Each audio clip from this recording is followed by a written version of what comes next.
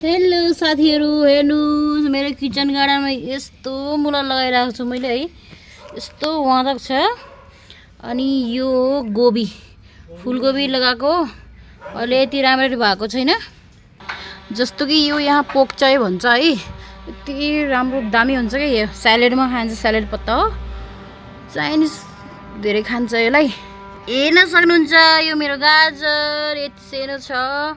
त सैलेड पत्ता अनि ब्रोकली अनि पर बैंगन मिर्ची यतापट्टि जस्तो यो पपाया अनि पपिता अनि अंगुरको बुटो यता पनि लगाइरहेको छु। सबै सैलेडको त्यही पोक चाहिँ हो। यस्तै यो मेरो यति ठुलो चिकुको बुटो, यहाँ हमारे भैया काम कर रहे हैं, देख सकते हैं। या हेर्नुस् मेरो मैले मुला लगाएको, ओ सॉरी आलू भूल गई। ये देखो, ज़्यादा बातें ज़्यादा करते हैं, काम कम करते हैं। ये ऐसे इस तरह से इसको ये बाड़ बना रहे हैं। हाम्रो दाई हुनुहुन्छ यता काम गर्ने, हिन्दी बुझ्नुहुन्छ नेपाली बुझ्नुहुन्न। ये देखो ये सब ऐसा।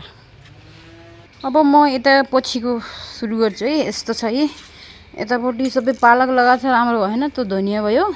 अनि यो टमाटर हो, नेपालको बाईबडा भन्छ। अनि यो पनि त्यही हो, पछि लगाएको पोक चाहिँ। अनि हेर्नुस् केला, यो इलायची केरा हो, माल केरा भन्छ नेपालमा।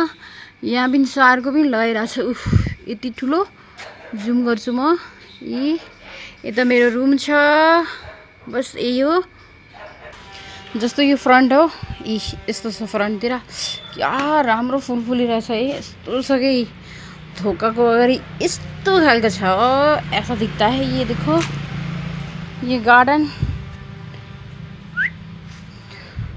यो कमल ब्रह्म कमल भन्छ यसलाई, यस्तो खालको। अनि यहाँ छ यसको गमला, अनि यो यस्तो यहाँ गइरहेछ है।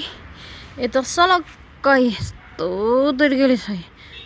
अंगुर छ, अनार छ, यो फुलको बुटो हो। अहिले थोरै टाइम पहिला मैले खुब फुल टिप्थे, अचेल छैन। अनि यो पनि लसुन जस्तो एक प्रकारको फुल रहेछ, मलाई त थाहा थिएन है। गेन्दा यस्तो तरिकाले लगाइरहेछ। डग फ्लावर सबै फुल छ है हाम्रोमा। यो बोगनविला अलि धुन्ला धुन्ला देखियो घामले गर्दा।